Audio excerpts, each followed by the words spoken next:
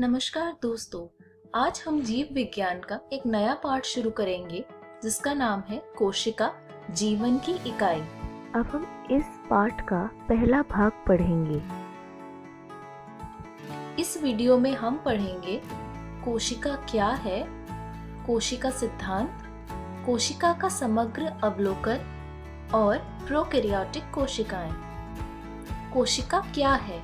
कोशिकीय जीवधारी पहली बात स्वतंत्र अस्तित्व यापन और दूसरी जीवन में सभी आवश्यक कार्य करने में सक्षम होती है। कोशिका के बिना किसी का भी स्वतंत्र जीव अस्तित्व नहीं हो सकता। इस कारण जीव के लिए कोशिका ही मूलभूत से संरचनात्मक व क्रियात्मक इकाई होती है। एंटोन वॉन लीeuwenhoek ने पहली बार कोशिका को देखा व इसका वर्णन किया था। रॉबर्ट ब्राउन ने बाद में केंद्रक की खोज की। सूक्ष्मदर्शी की खोज व बाद में इनके सुधार के बाद फेज कॉन्ट्रास्ट व इलेक्ट्रॉनिक सूक्ष्मदर्शी द्वारा कोशिका की विस्तृत संरचना का अध्ययन संभव हो सका। 1838 में जर्मनी के वनस्पति वैज्ञानिक मैथियस स्लाइडन ने बहुत सारे पौधों के अध्ययन के बाद पाया कि ये पौधे विभिन्न प्रकार की कोशिकाओं से मिलकर बनते हैं जो पौधों में उत्तकों का निर्माण करते हैं। लगभग इसी समय 1839 में एक ब्रिटिश प्राणी वैज्ञानिक थियोडोर श्वान ने विभिन्न जंतु कोशिकाओं के अध्ययन के बाद पाया कि कोशिकाओं के बाहर एक पतली परत मिलती है जिसे आजकल जीव द्रव्य झिल्ली कहते हैं। इस वैज्ञानिक ने पादप उत्तकों के अध्ययन के बाद पाया कि पादप कोशिकाओं में कोशिका भित्ति मिलती है जो इसकी विशेषता है। उपरोक्त आधार पर श्वान ने अपनी परिकल्पना रखते हुए बताया कि प्राणियों और वनस्पतियों का शरीर कोशिकाओं और उनके उत्पाद से मिलकर बना है। स्लाइडन व श्वान ने संयुक्त रूप से कोशिका सिद्धांत को प्रतिपादित किया। यद्यपि इनका सिद्धांत यह बताने में असफल रहा कि नई कोशिकाओं का निर्माण कैसे होता है।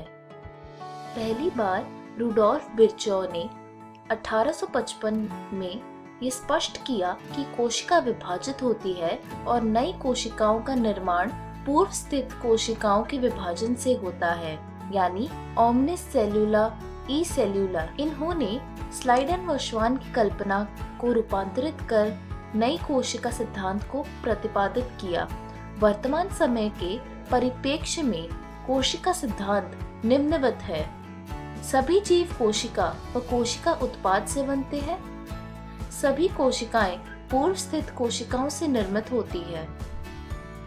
कोशिका का समग्र अवलोकन। आरंभ में आप प्याज के छिलके या मनुष्य के गाल की कोशिकाओं की सूक्ष्मदर्शी देख चुके होंगे।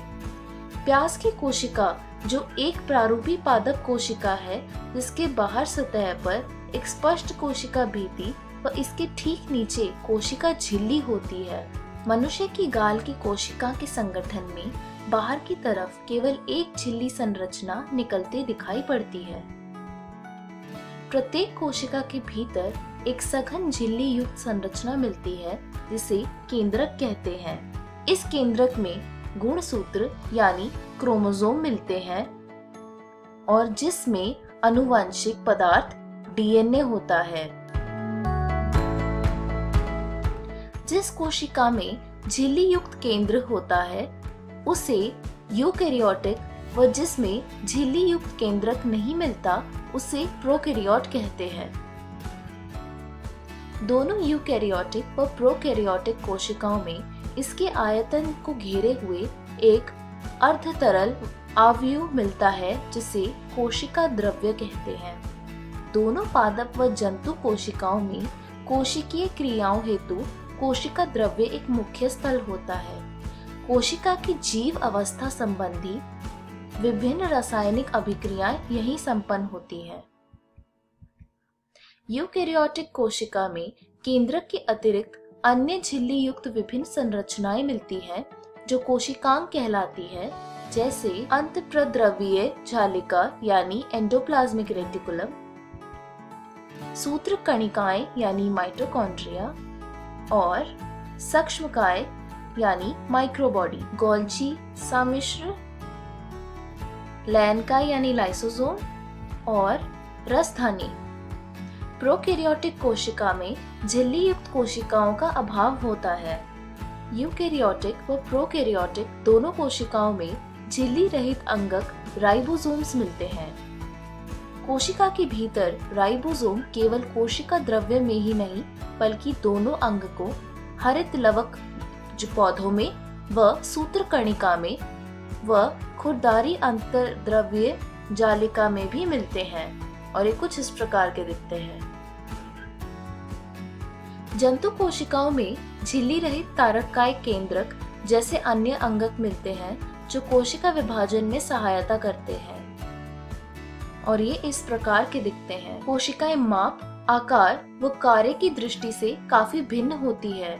उदाहरणतः सबसे छोटी कोशिका माइकोप्लाज्मा 0.3 माइक्रोमीटर लंबाई की, जबकि जीवाणु यानी बैक्टीरिया में 3 से 5 माइक्रोमीटर की होती है। पृथक की गई सबसे बड़ी कोशिका शुतुरमुर्ग के अंडे के समान है। बहुकोशिकीय जीवधारियों में मनुष्य के लाल रक्त कोशिका का व्यास लगभग 7 माइक्रोमीटर है। तंत्रिका कोशिकाएं सबसे लंबी कोशिकाओं में होती है। ये बिंबाकार, बहुभुज, स्तंभी, घनाभ, धागे की तरह या असमाकृति प्रकार की हो सकती है। कोशिकाओं का रूप उनके कार्य के अनुसार भिन्न हो सकता है। प्रोकैरियोटिक कोशिकाएं जीवाणु, नील हरित शैवाल, माइकोप्लाज्मा प्रारूपिक जीवाणु और प्लूरोनिमोनिया समजीव यानी PPLO मिलते हैं। सामान्यतः ये 1 से 2 माइक्रोमीटर के होते हैं और ये यूकैरियोटिक कोशिकाओं से बहुत छोटी होती है और काफी तेजी से विभाजित होती है। माप का आकार काफी भिन्न होते हैं। जीवाणु के 4 मूल आकार होते हैं। पहला दंडाकार यानी बेसिलस, दूसरा गोलाकार यानी कोकस, तीसरा कोशाकार यानी विब्रो, चौथा सर्पिल यानी स्पाइलर। प्रोकैरियोटिक कोशिका का मूलभूत संगठन आकार व कार्य में विभिन्नता के बावजूद एक सा होता है। प्रोकैरियोट में कोशिका भित्ति होती है जो कोशिका झिल्ली से घिरी होती है। कोशिका में साइटोप्लाज्म एक तरल मैट्रिक्स के रूप में भरा रहता है। इसमें कोई स्पष्ट विभेदित केंद्रक नहीं पाया जाता है। आनुवांशिक पदार्थ मुख्य रूप से नग्न व केंद्रित झिल्ली द्वारा परिबद्ध नहीं होता है। जीनोमिक डीएनए के अतिरिक्त जीवाणु में सूक्ष्म डीएनए वृत्त जीनोमिक डीएनए के बाहर पाए जाते हैं। इन डीएनए वृत्तों को प्लाज्मिड कहते हैं। ये प्लाज्मिड डीएनए जीवाणुओं में विशिष्ट समलक्षणों को बताते हैं। उनमें से एक प्रतिजीवी के प्रतिरोधी होते हैं। प्लाज्मिड डीएनए वृत्त जीवाणु का बाहरी डीएनए के साथ रूपांतरण के प्रबोधन हेतु उपयोगी है। केंद्रक झिल्ली यूकैरियोटिकों में पाई जाती है। राइबोसोम के अलावा प्रोकैरियोटिकों में यूकैरियोटिकों के अंग नहीं पाए जाते। प्रोकैरियोटिकों में कुछ विशेष प्रकार के अंतर्विष्ट मिलते हैं। प्रोकैरियोटिक की ये विशेषता है कि उनमें कोशिका झिल्ली एक विशिष्ट विभेदित आकार में मिलती है जिसे मेसोसोम कहते हैं। ये तत्व कोशिका झिल्ली के अंतर्वलन होती है। कोशिका आवरण और इसके रूपांतर। अधिकांश प्रोकैरियोटिक कोशिकाओं विशेषकर जीवाणु कोशिकाओं में एक जटिल रासायनिक कोशिका आवरण मिलता है।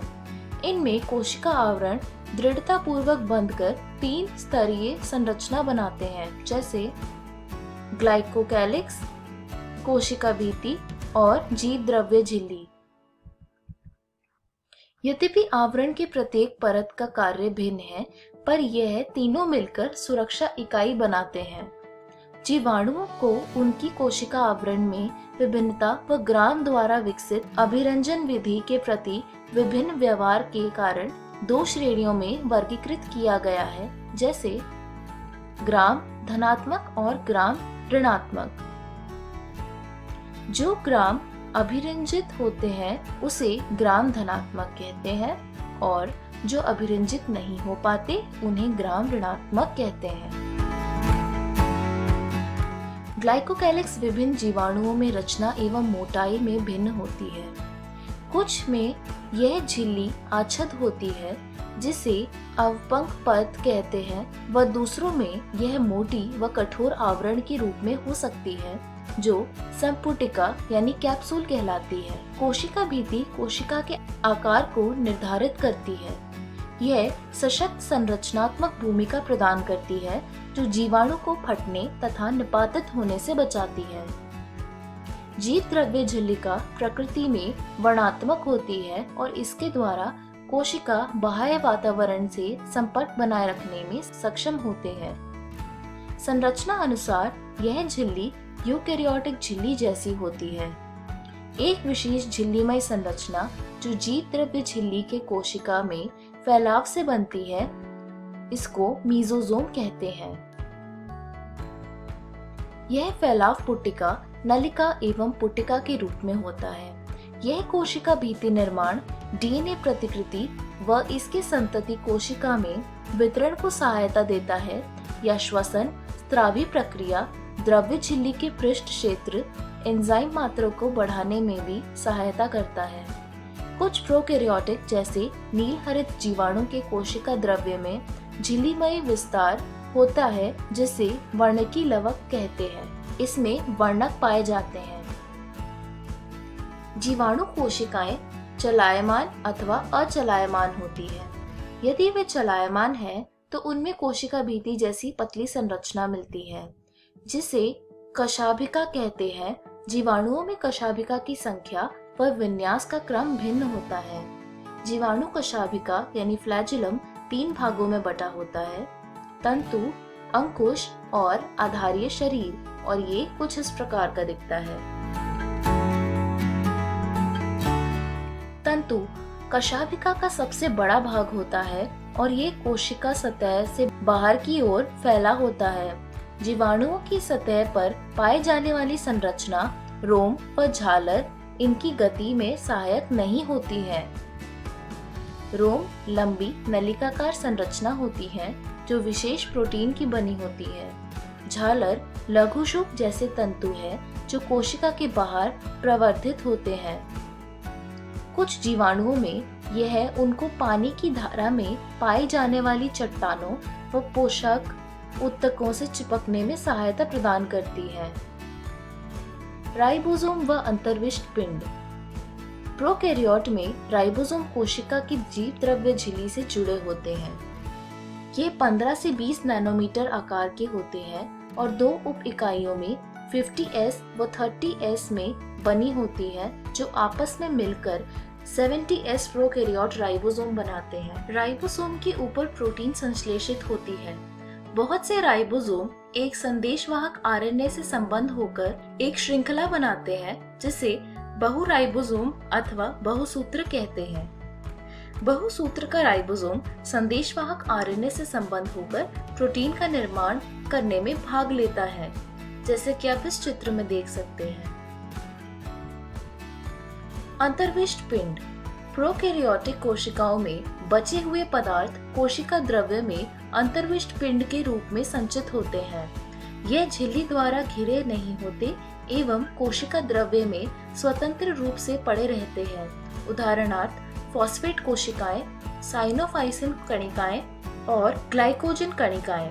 गैस राजधानी नील हरित, बैंगनी और हरे प्रकाश संश्लेषी जीवाणुओं में मिलती है।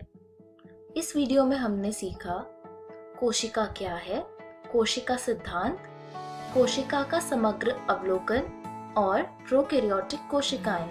अगली वीडियो में हम पढ़ेंगे यूकैरियोटिक कोशिकाएं, जिसमें हम पढ़ेंगे कोशिका झिल्ली, कोशिका भित्ति और अंतःझिल्लिका तंत्र।